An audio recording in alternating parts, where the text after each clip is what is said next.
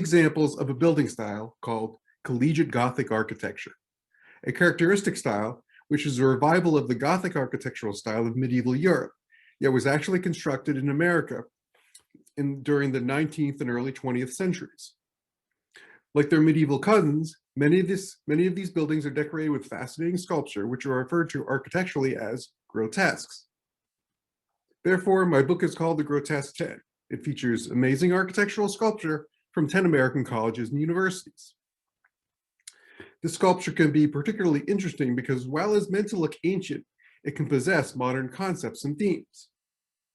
What schools make up the Grotesque 10? Well, I'm glad you asked. There are a variety. Some were founded in the 19th century, and even a few from the 18th, but all possess some form of architectural sculpture on their campus buildings. The 10 schools featured in my book are Bryn Mawr College in Pennsylvania, Duke University in North Carolina, Northwestern University in Illinois, Princeton University in New Jersey, Trinity College in Hartford, Connecticut, the City College of New York in New York City, Washington University in St. Louis, Missouri, the University of Chicago in Illinois, the University of Pennsylvania in Philadelphia, and because I keep finding new sculpture there even after years of exploring,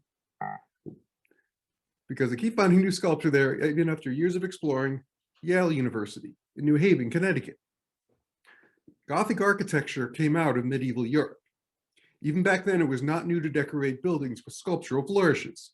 But in medieval times, it was common to apply sculpture to churches and cathedrals to scare away evil spirits, or on a more practical level, to graphically demonstrate lessons of morality from the church, because much of the parish population at the time were illiterate. Universities at this time were closely associated with the church. Often, academic life was centered around a cathedral, so the architecture of the church greatly influenced that of university buildings. This carried through to modern times. See the shape of the windows, the use of spires, the roughly cut stone in the walls in this building at Duke University. Now, when we look at these buildings, are we to believe multiple groups of architects, masons, glaziers, and other artisans came to North America during the medieval period and set about constructing Gothic building projects in far-flung places on a wild and unexplored continent? Well, if you believe this, then contact me after the lecture. I've got some lucrative investment opportunities for you. So in other words, no, of course not. Examples like this are obviously much younger than those in medieval Europe. Oh, sorry.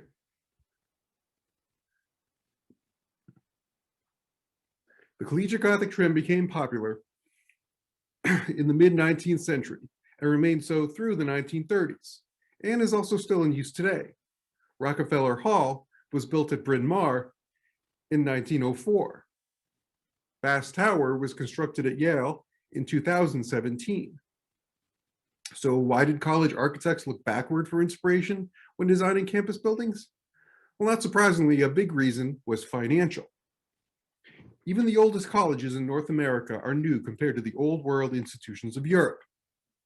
American colleges also lack the cultural status that those of Europe had. And 150 years ago, our universities were not looked upon with the nostalgia and respect that they are today. Reviving venerable building traditions like Gothic was a great way to create an unspoken connection with the long-established universities of Europe. This connection elevates the status and prestige of American colleges and society, and in turn, their endowments and donations as well.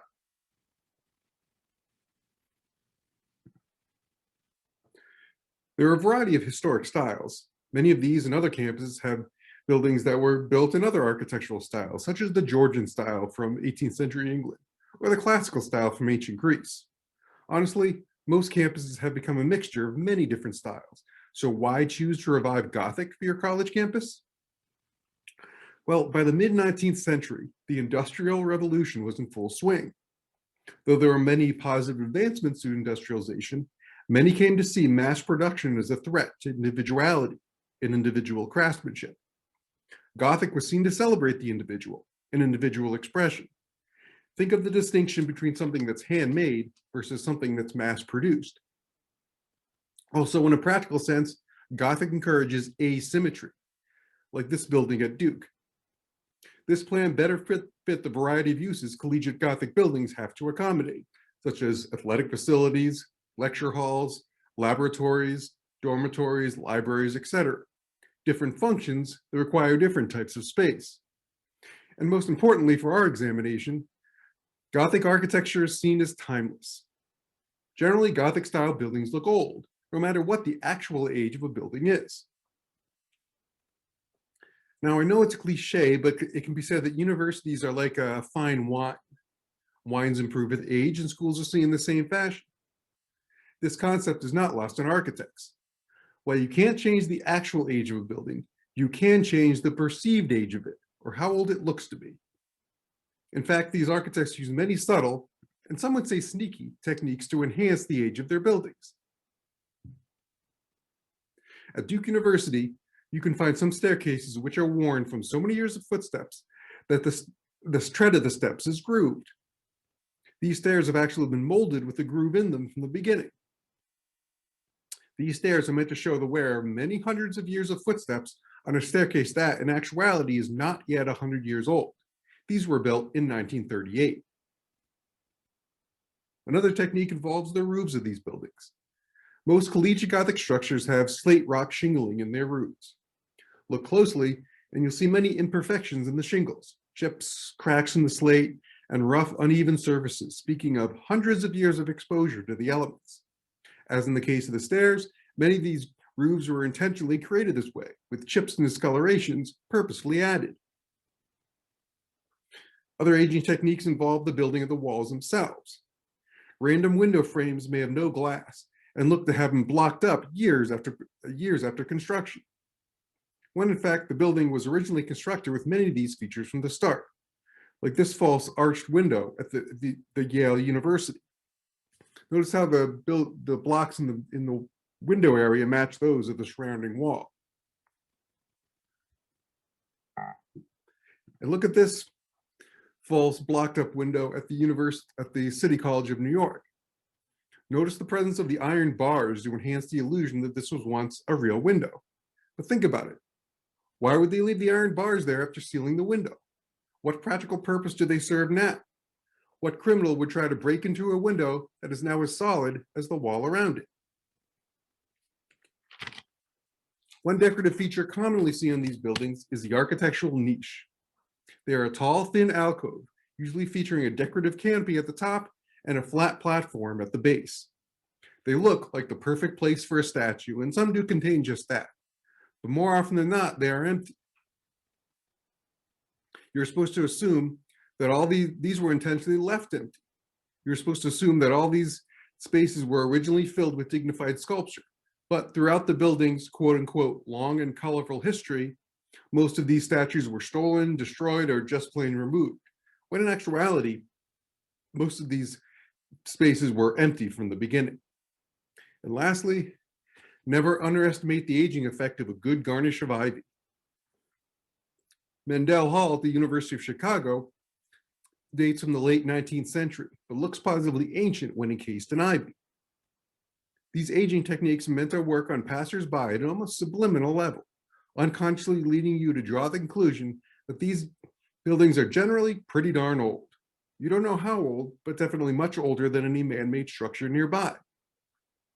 This brings us to my favorite feature of Gothic buildings, grotesques. Putting sculpted decoration on collegiate Gothic buildings is a direct extension of the Gothic traditions of European architecture. Many early collegiate Gothic buildings have grotesques featuring medieval imagery, such as this king from the University of Chicago, another way to strengthen the connection between the institutions of the new and the old worlds. In architectural terms, a grotesque is a sculpted decoration on or in a building, and usually is representative of a human, animal, or fanciful creature, usually with features exaggerated to the point of caricature. A gargoyle is one type of grotesque. This is a specific kind which is used to channel rainwater off of the roof and away from the building, so as to protect the masonry from erosion. So basically, it's a decorative rain spout, hence the modern verb to gargle. I've already demonstrated how these buildings can mislead you, and the world of grotesques is no exception. This sculpture from the University of Chicago looks like a gargoyle, but look closely. It does not have a pipe or channel to drain water. I call these false gargoyles. While they're intended to look like gargoyles, they're just regular grotesques. To make it easier to understand, I've divided grotesques into categories based on their subject matter. When I began establishing categories for grotesques, I originally referred to them as different species to show that, like animals, grotesques can come in a wide variety of types, until I found there was a fatal flaw in this analogy. By definition, two animals of different species cannot produce offspring, no matter what the sci-fi channel may tell you. So you'll never see a sharktopus or a whale wolf. By the way, these images are not in my book. But different breeds of animal reproduce all the time, like mixed breed dogs or cats. I find these types of grotesques to be a fascinating mix of meanings. Often you need to look at them many times in order to interpret the many different messages contained within, because they may combine the characteristics of multiple breeds. A basic breed of grotesque is the historic variety. They portray something about the history of their building, its area of study, the school, town, state, or even country. At the back of Yale's Sterling Memorial Library, two reliefs depict similar occurrences, but set 212 years apart. Yale was founded in 1701 in Branford, Connecticut. The school built a college house in New Haven in 1718. One relief depicts the transport of Yale's books via ox cart to the new building in New Haven, while the other depicts the unloading of books from other Yale libraries to the newly built Sterling Memorial Library in 1930.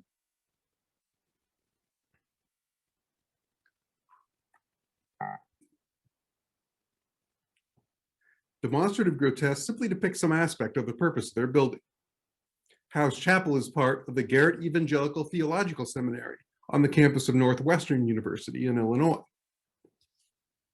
The finial on its roof depicts two hands clasped together in prayer, a preview of the activity commonly found inside the chapel.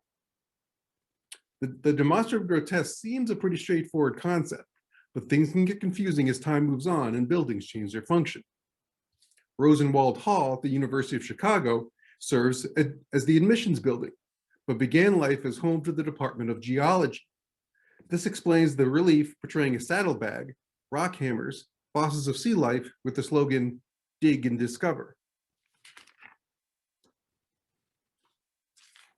Collegiate Gothic buildings can also have the type of grotesque that convey their meaning through allegory and symbols, as in the front of Northwestern University's Deering Library, where allegorical grotesques teach time-honored lessons, like a winged hourglass for time flies, or a tortoise that crawls slowly past a sleeping hare, recalling Aesop's fable and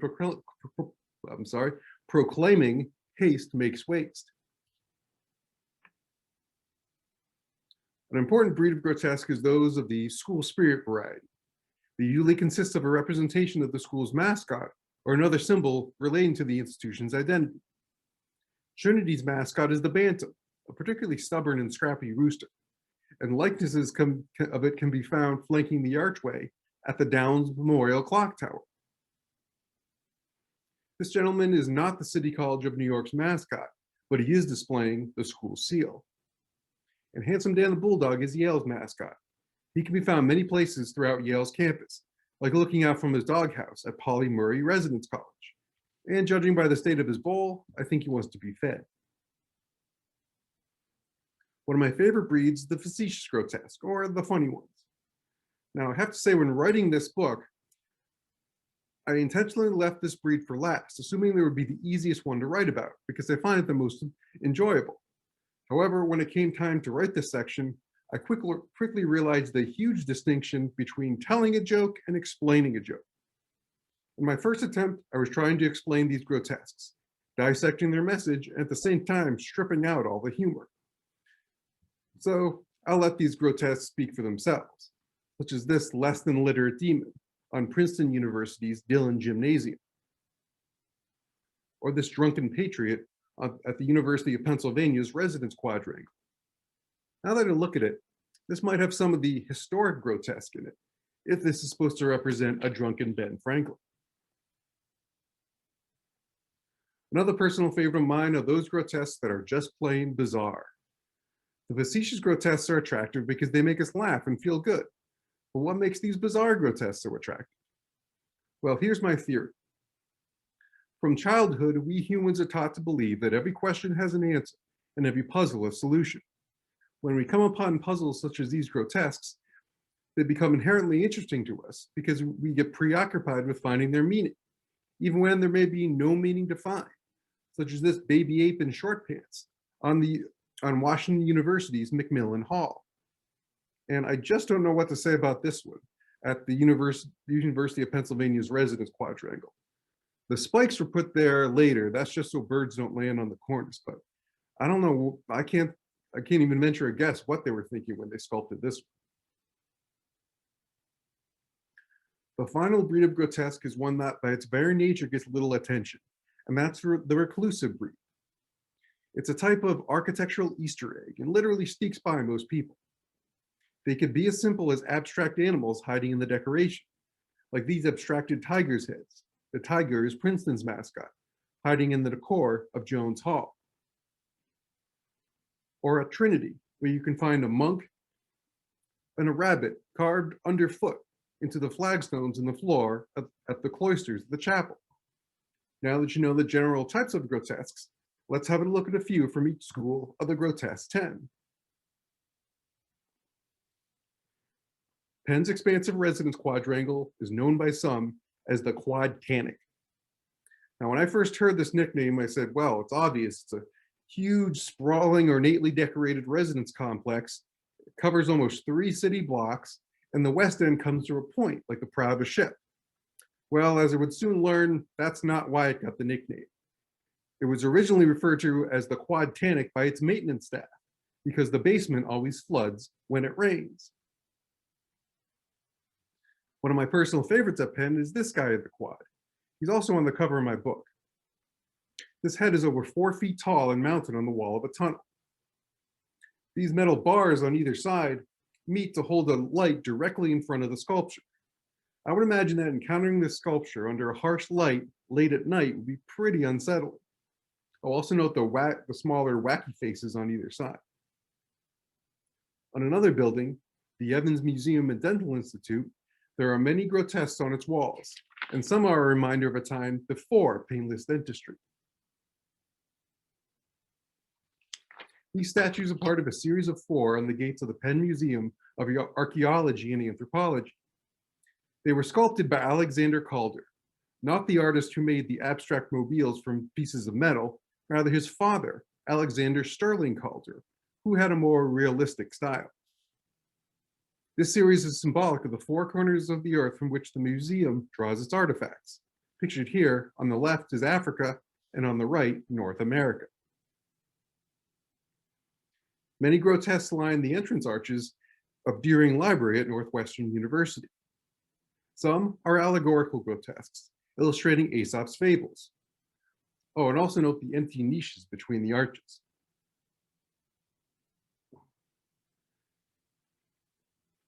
One of the fables represented is called The Old and the Young Rat. In this fable, a cunning old rat, shown at the left, finds a trap baited with delicious cheese. He kindly offers it to a naive young rat, shown at the right. The young rat is killed when he springs the trap while trying to retrieve the cheese, leaving it available for the old rat to enjoy. The moral of this fable is listed as do not blindly accept gifts. Oh, and also notes the books under the trap, suggesting this fable is set in Deering Library itself.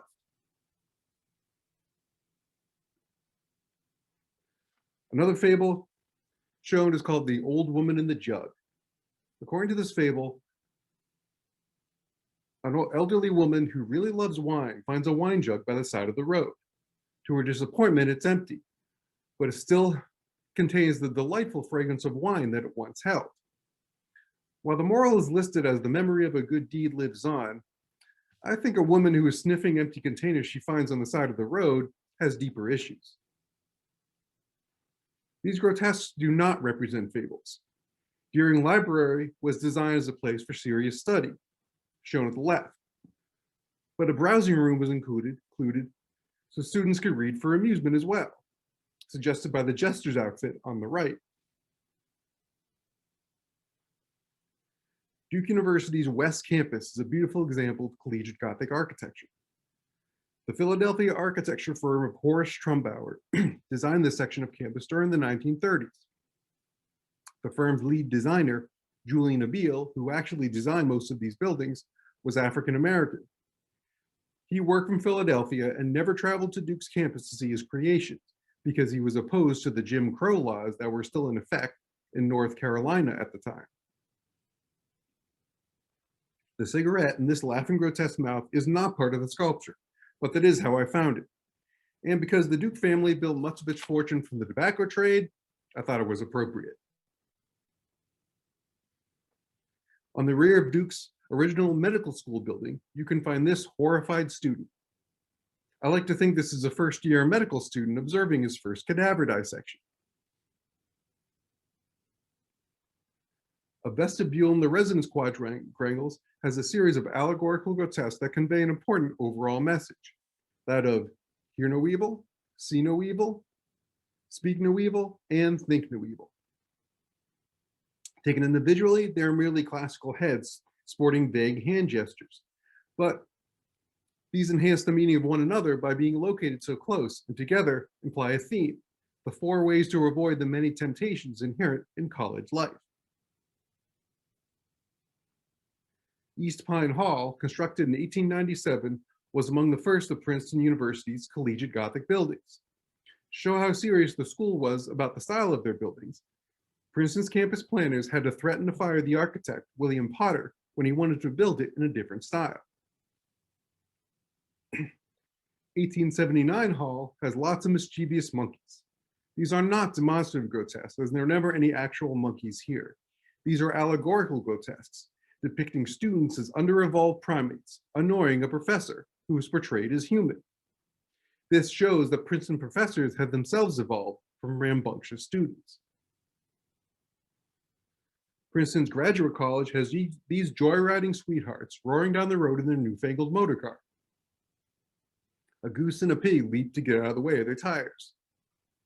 They were called the modern youth in a New York Times article from 1927 because both were smoking, and the girl's hair is scandalously short for the time period. Their cigarettes have long since broken off, but the New York Times headline remains, that of Girl Gargoyle Smokes. And how about these ghoulish grotesques? The decapitation on the right and the tongue twister on the left on Jolene Dormitory live up to what you'd expect of the word grotesque. This image shows Brookings Hall Tower from the cloisters at Ridgely Hall. Brookings Hall is the school's administration building, but has some surprisingly bizarre grotesques, such as this one that's called The Dragon and His Unfortunate Victim. This grotesque is located over the entrance to the Anne Olin Women's Building and is of the school's spirit breed. You can see the school's motto in the center, which translates to strength through truth. But as I said, it's over the entrance. So if you stand just outside the entrance doors and look up, you can see the underside of this grotesque and see that it hides a reclusive one, a beskirted yet mustachioed monster. Like many European Gothic cathedrals, Washington University's Graham Chapel has religious carvings on the inside, but these are balanced by many bizarre grotesques depicting the alternative to heaven on the outside. This image shows Northam Towers, part of a series of buildings at Trinity College in Hartford, Connecticut, called the Long Walk, as seen from the chapel cloisters. The Long Walk buildings were the first buildings to be constructed on this site in 1878, and only a small part of the original plan. One of these, Seabury Hall, has this two-headed grotesque by one of its entrances. It depicts male and female graduates commemorating 25 years of coeducation at Trinity. The school began admitting women in 1969, so this grotesque dates from 1994. Some Trinity buildings were built with blank spots for later carving. You can see some uncarved blanks on the towers of the chapel. Sadly, the Great Depression caught up with Trinity as it was completing construction on the chapel. There was not enough money to complete the entire plan, so some grotesque ornament was scrapped in favor of other more practical aspects of the design. However, inside the chapel is a different story. There are many sculpted pewends inside, and all the elements of these carvings are important in conveying their identity. This pewend finial might have looked like the small figure of a woodsman, but thanks to the sense of scale provided by the trees surrounding him, he's quickly identified as the enormous figure of Paul Bunyan. Another commemorates the chapel's primary donor, William Mathew, whose ancestors came over on the Mayflower. It portrays a group of William's forebears kneeling in prayer, thanking God for their safe journey to the New World. And you can see the Mayflower at anchor in the background. But what's those two figures in the middle ground? I'll zoom in. A settler, armed with a rifle, chases a Native American. This is based on a pun that William once told, in which he joked that his ancestors were of the sort who, immediately after they came ashore, they fell upon their knees. Then they fell upon the Aborigines. Mather lived in a less than PC time. The University of Chicago's first campus architect, Henry Ives Cobb, gifted this gate to the school. He always had limitations imposed on him by university trustees when designing campus buildings, but since he used his own money for this gate, he was generous with the grotesque ornament, by including these creatures ascending the roof. There is one interpretation as to what these mean, and it goes like this. When you first come to the University of Chicago, first you have to get by the admissions officer, shown at the lower left. Then, as you ascend the ranks of the school and the roof, you're a freshman, sophomore, junior, and then finally a senior at the very top. Originally home to the Department of Geology, Rosenwald Hall has two representations of the moon, each with a human character representing its age. One version, on the right, the moon is shown with a child. Like the child, the moon is young and therefore has a smooth surface. This is contrasted by an older moon, represented with an elderly man on the left. His moon is older, so its surface has a heavy accumulation of craters. The International Building provides housing for international students. One relief depicts the flow of people from different cultures from the old world to the new by a steamship. And to the left of the arch is a primitive man holding a club, and the right, a modern educated scholar holding a book. The City College of New York was founded as a social experiment in 1847. The school was totally funded by taxpayers, so tuition was free and admission was based solely on academic merit. For this reason, the school was originally nicknamed the Harvard of the Proletariat. However, based on buildings like Shepherd Hall here, the school was recently given a more modern nickname, that of Hogwarts in Manhattan. And if this is Hogwarts, this must be Dumbledore, on a bad day.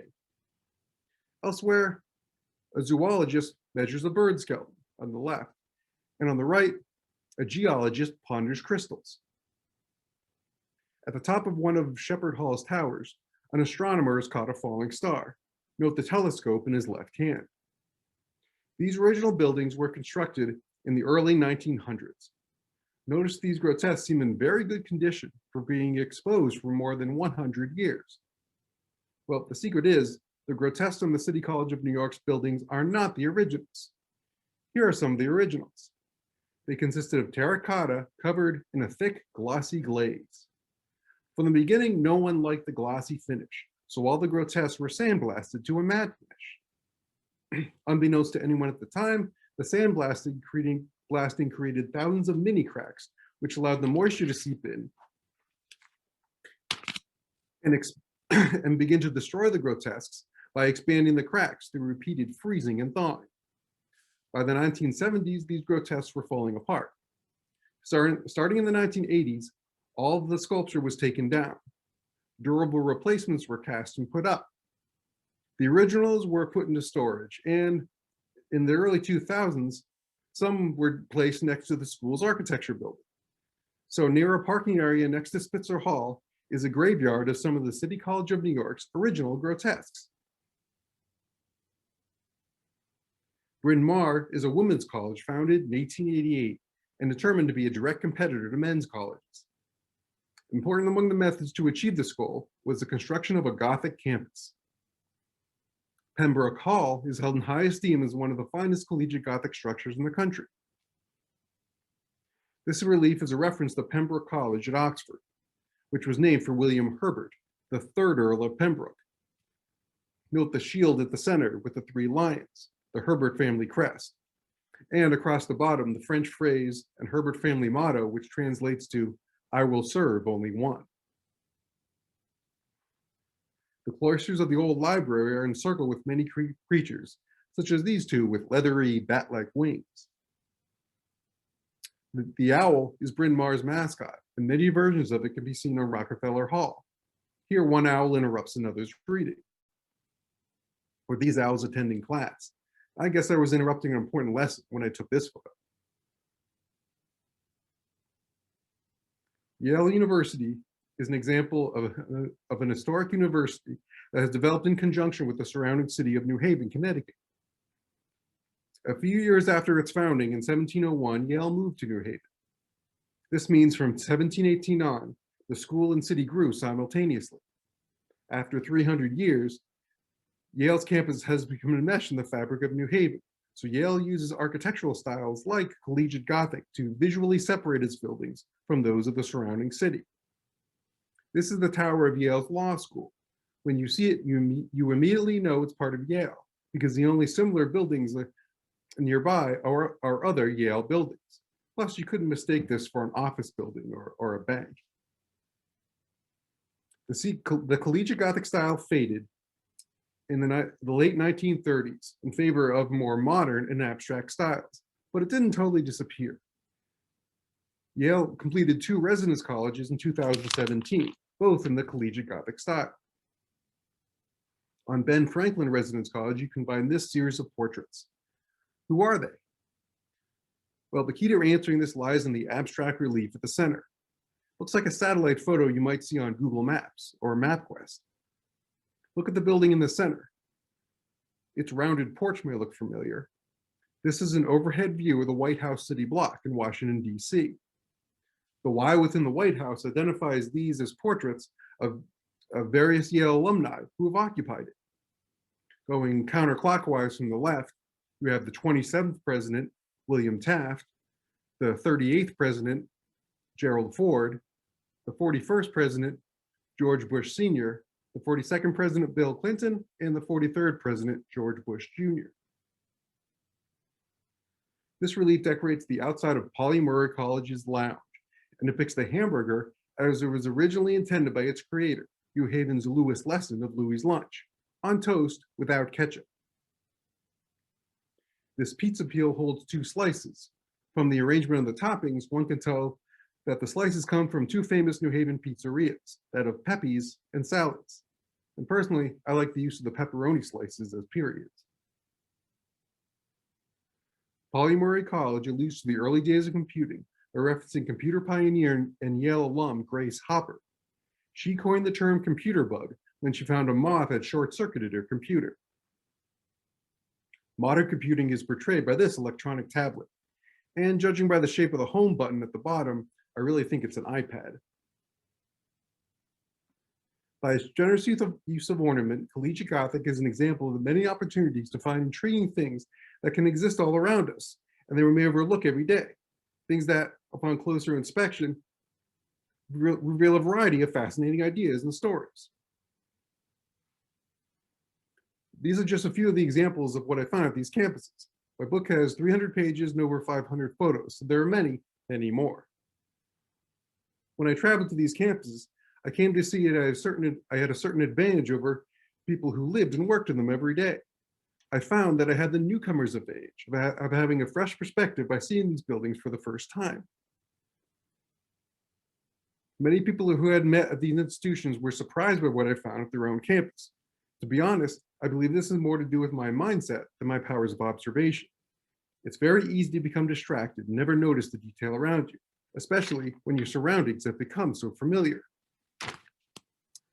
What I wanted to accomplish by assembling these images is to show a few of the amazing things that you can find by merely noticing the detail around you, not just blindly accepting the way things are, but asking why things are the way they are. So look around you. You might find interesting things literally coming out of the woodwork, like these old chums inside Trinity's chapel in Hartford, Connecticut. Now, remember these guys from the beginning? My sarcastic nickname for the sculpture is Pilgrim's Progress. When I first saw it, Pilgrim's Progress looked a little different. Originally, it looked like this. This is on Sterling Memorial Library at Yale University. And in 2017, Yale was renovating Sterling. Now, Yale has had problems with political correctness in the past. So, fearing controversy, the university put a blob of cement over the Puritan's rifle. This caused a controversy itself. So the whole sculpture was covered with wood. In 2019, the wood came down and Pilgrim's Progress was gone. It was replaced by this, a grotesque depicting a tutor and a student, which is a mirror image of the original grotesque on the opposite side of the gate. Note how the book they're holding is backwards in the new version on the right. All I can say about this is, if Marty McFly from Back to the Future has taught us anything, it's that you can't change the past without ruining the present. My book, The Grotesque 10, is available at thegrotesque10.com and on Amazon. You can email me at mathew.duman@thegrotesque10.com. So that's my lecture. Are there any questions?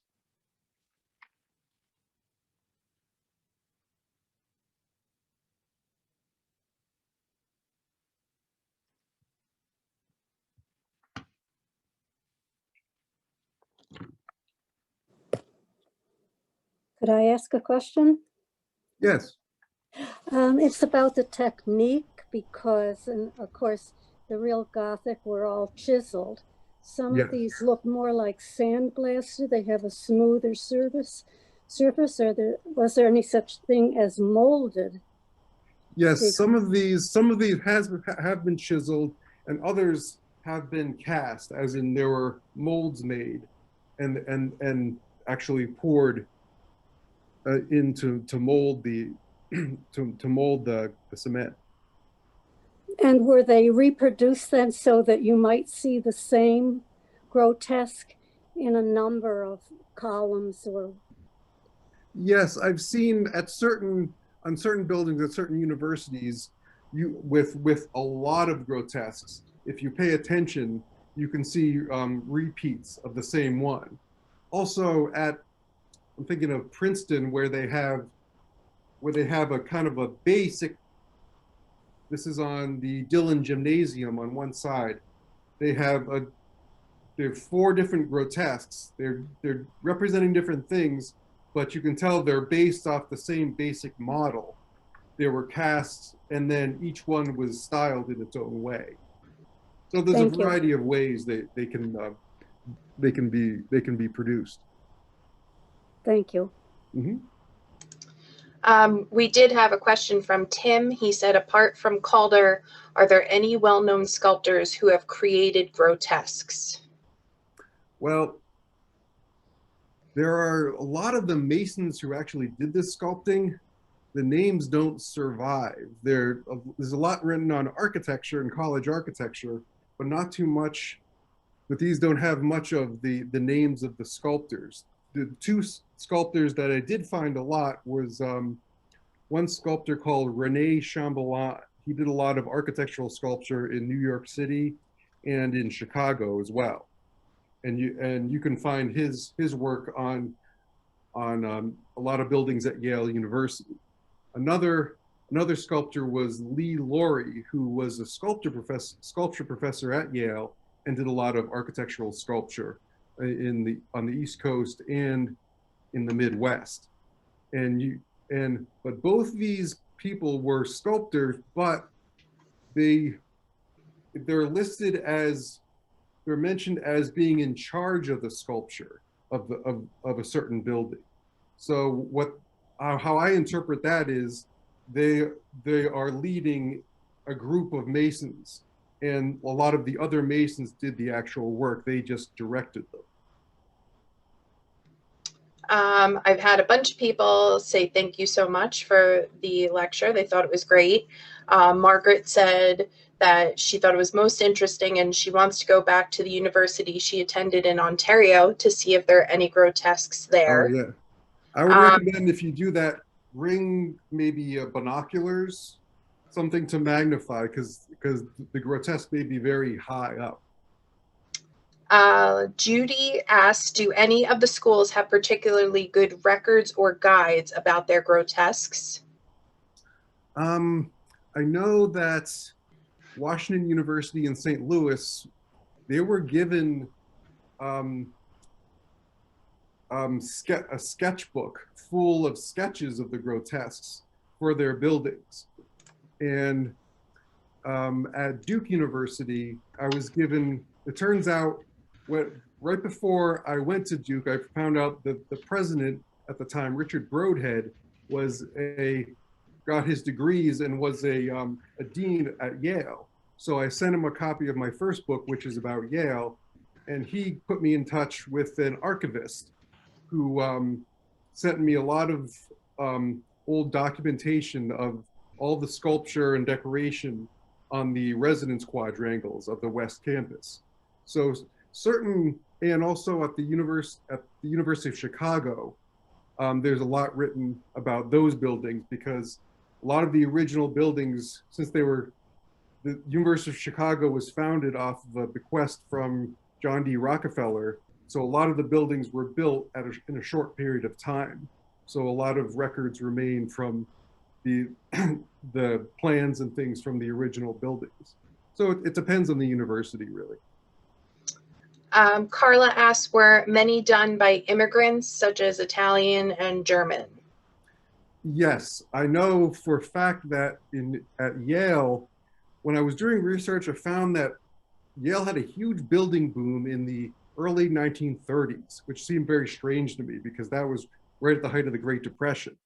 And then I looked in a little further and I found that a lot of Italian immigrants settled in the 19th century and the early 20th century, settled in the Worcester Street area of New Haven. And in the 1930s, a lot of them were out of work.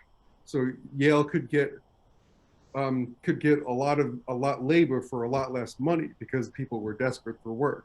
So they tapped a lot of the immigrants, the Italian immigrants from the Worcester Street area. And you can tell that a lot of the sculpture around Yale has that Italian Renaissance influence.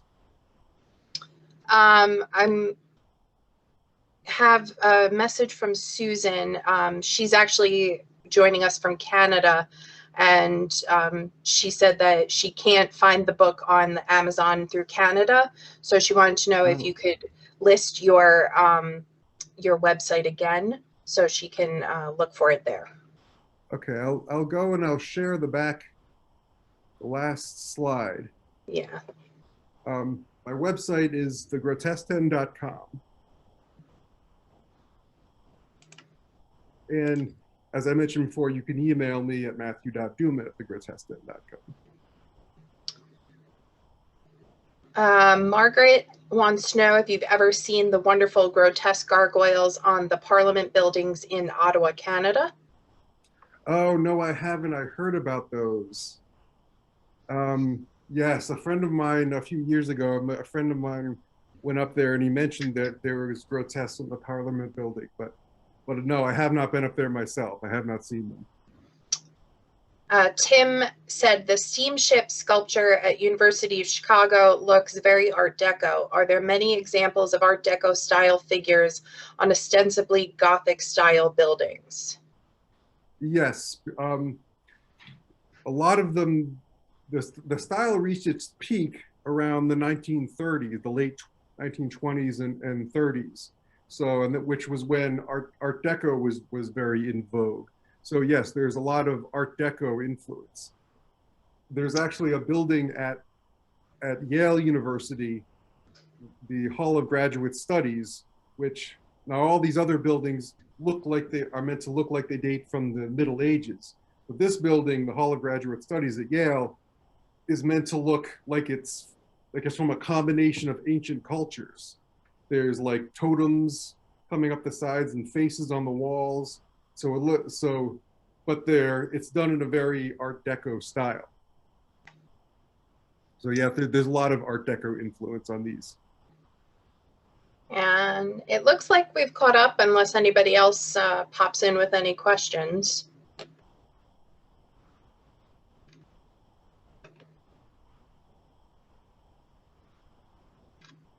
All right, I think we've caught up with all the questions.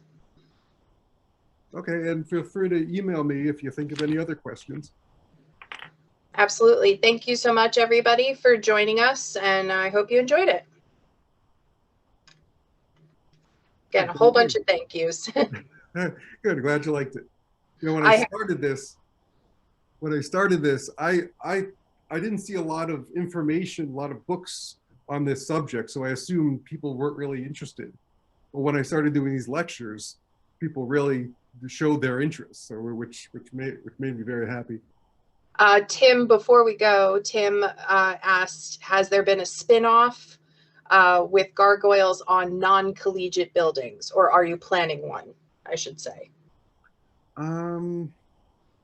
Well, right now I'm sticking to collegiate buildings just because that's where a big cluster of the grotesques are from. What I hope to do once COVID lets up, I hope to go back to Europe, and since I have an archive of a lot of American grotesque images, I hope to go back to Europe and photograph some of the original medieval style grotesques that these were based on. So I hope to go to some universities and some cathedrals in Europe. And I got one last one for you. Michael asks, how did you photograph these? Well, I have an SLR camera, a Canon, and I have a range of lenses, but I had to get some really big lenses that went up to like 500 millimeter. And for that, you need a tripod because any little movement would blur the image. So I had to get a tripod and do a lot of, and be very patient as well. And a lot of times I would just go look at a building and see that it had something up on the top, but I really couldn't even see it. And so then I looked through a big lens and I found that there was a gargoyle or grotesque up there that I couldn't even see with my naked eye. And I think we're caught up again. Okay.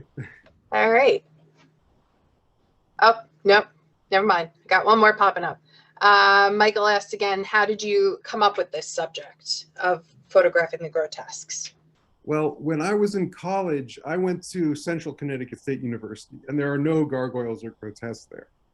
But while I was there, I did an exchange program, and I went to the University of Central Lancashire in Northwest England. And while I was there, I was just fascinated with all the medieval buildings, all the old cathedrals and castles and things. But at the time, I really wasn't into photography and didn't have a great camera. I just thought the buildings were neat. So when I came back, I started walking around Yale again when I was working in New Haven. And I had been running around Yale when I was a kid, but I never really looked at all the detail. But now, since I was spending a little more time in New Haven and around Yale, I was looking for and I was into photography, so I wanted a personal project that I could get into. So I figured Yale would be a good subject. So I started photographing around Yale, just the general architecture and scenes. But now I was looking at the details and I saw all these new things that I've never seen before. All these grotesques and gargoyles and faces and things, all on familiar buildings that I knew before. I just never looked at the detail. So I started photographing them, and that one Pilgrim's Progress that I showed at the end, that was the one. Up till then, I assumed that all the sculpture would be very stuffy and historical.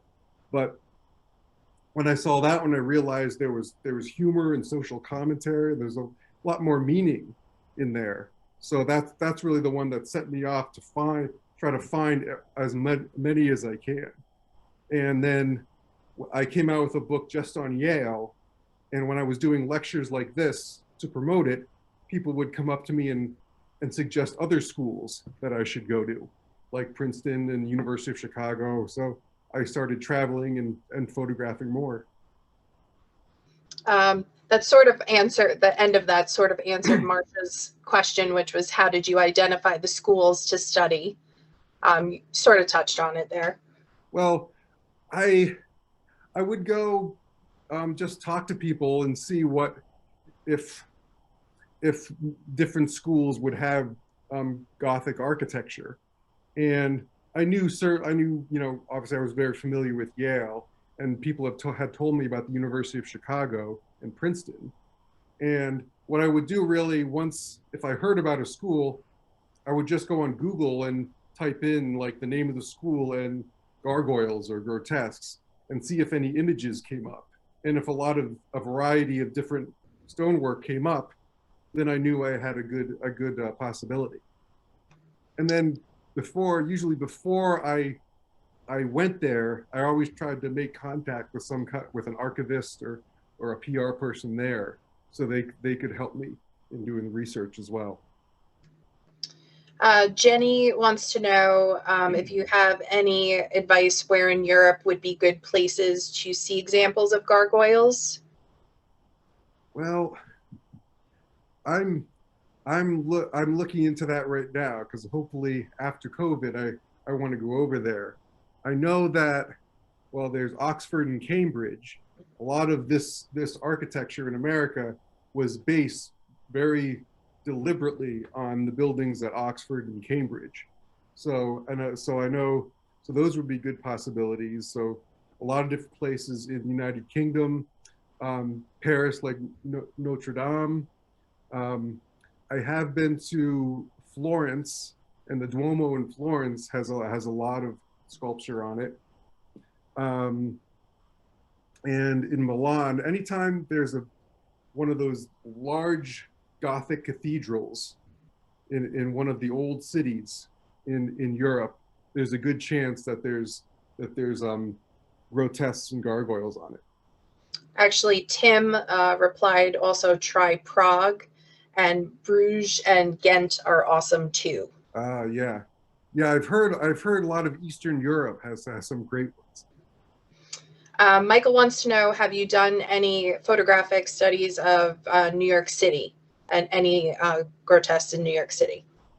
Actually, yes. I found on Google Maps, there's a layer on it where people had went and put pins in Manhattan on different locations where you can find grotesques. And I took that and tried to and searched out some of them. I didn't find them all because there's just too many. But again, that's like what I was saying before.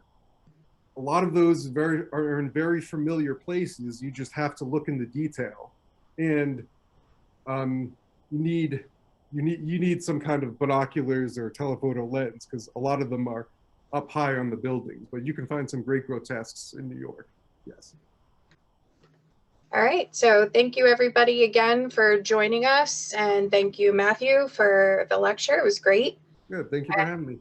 And have a great night, everybody. Good.